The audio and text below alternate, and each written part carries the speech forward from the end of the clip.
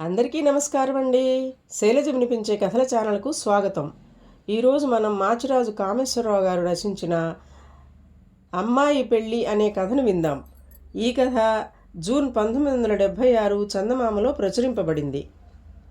మంగయ్య మంగమ్మ అనే దంపతులకు పెళ్ళిడికొచ్చిన కూతురు ఉన్నది. మంగమ్మ బుద్ధి మంచిది కాదు. మంగయ్య స్వతహాగా సాధువే కానీ పెళ్ళాన్నోటికి దడిసి ఆమె ఆడించినట్లు ఆడేవాడు. పిల్ల పెళ్లికి డబ్బు కూడబెట్టమని మంగమ్మ తన భర్తను ఏనాటి నుంచో పోరుతున్నది. కానీ ఆ ఒక్క పని మంగయ్యకు సాధ్యం కాలేదు. ఒకనాడు వాళ్ళ అమ్మాయి తన స్నేహితురాలి పెళ్లికని మరో ఊరు వెళ్ళింది.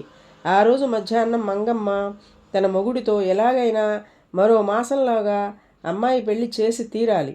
దానితోటి వాళ్ళందరికీ పెళ్ళిళ్ళు అయిపోతున్నాయి. నీకేమో చీమ కుట్టినట్టయినా లేదు. అన్నింటికీ నేనే ఎలా చచ్చేది అంటూ సాధింపుకు దిగింది. నేను మాత్రం ఏం చేసేది? నా సంపాదన ముప్పూట్లా తిండికే సరిపోతుండే. పోనీ నీకు మీ వాళ్ళు పెట్టిన నగలున్నాయి కదా, వాటిని అమ్మేసి అమ్మాయి పెళ్లి జరిపించేద్దాం. ముసలిముండవు, నీకింకా సింగారాలేమిటి అన్నాడు మంగయ్య. ఆ మాటకు మంగమ్మ మూతి ముడుచుకున్నది. ఆమెకు అంతులేని నగల పిచ్చి. ఆమె ఒక్క క్షణం ఆలోచించి, ఒక పని చేద్దాం. పొరుగింటి కామాక్షమ్మ ఒంటి మీద మన పిల్ల పెళ్లికి సరిపోగల నగలున్నాయి. అవి ఎలాగైనా కాజేద్దాం. కామాక్షమ్మను బుట్టలో వేయటం కష్టం ఏమీ కాదు అన్నది. అందుకు మంగమ్మ వేసిన పథకం ఏమిటంటే, ఆ రాత్రి మంగయ్య తమ పెరట్లో ఉన్న పశువుల కొట్టంలో దాక్కుంటాడు. మంగయ్య ఊరికి వెళ్ళాడని చెప్పి మంగమ్మ కామాక్షమ్మను తోడు తెచ్చుకుంటుంది. ఒక రాత్రి వేళ మంగయ్య ఒంటి నిండా గొంగళి కప్పుకుని కత్తితో బెదిరించి ఆడవాళ్ల ఇద్దరి నగలు దోచుకుపోతాడు. ఆ తరువాత పిల్ల పెళ్లి నిర్విఘ్నంగా జరిగిపోతుంది. మంగయ్యకు ఇదంతా చాలా అక్రమంగా తోచింది. కానీ పెళ్ళాన్ని కాదనలేక సరేనన్నాడు.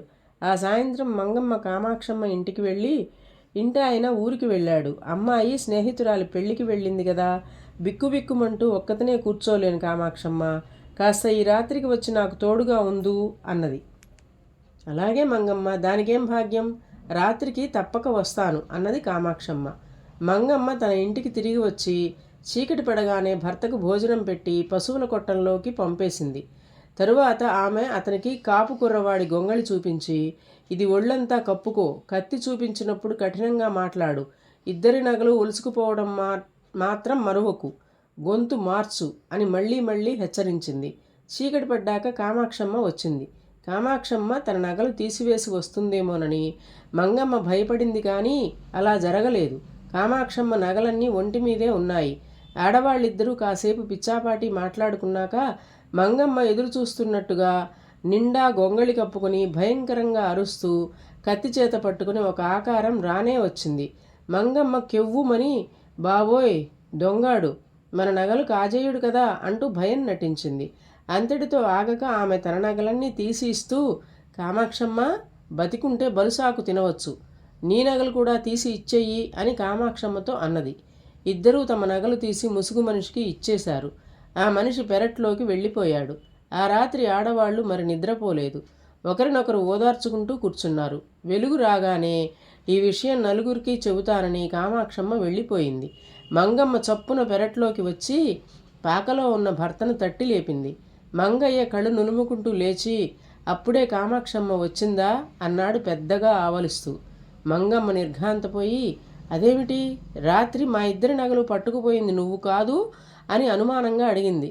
రాత్రి జరిగినదేది తన భర్తకు తెలియదని రూఢి కాగానే ఆమె గొల్లుమన్నది. ఒక మాసం గడిచాక తమలాగే డబ్బుకు ఇబ్బంది పడే కామాక్షమ్మ తమ కూతురు పెళ్లి ఘనంగా చేసింది. తనకు తట్టిన ఆలోచనే కామాక్షమ్మకు తట్టిందని అప్పటికన్నా మంగమ్మకు గ్రహింపుకు రాలేదు. ఈ కథ మీకు నచ్చినట్లయితే లైక్ చేయండి, షేర్ చేయండి, కామెంట్ చేయండి, సబ్స్క్రైబ్ చేసుకొని నన్ను ఎంకరేజ్ చేయండి. నమస్కారం అండి.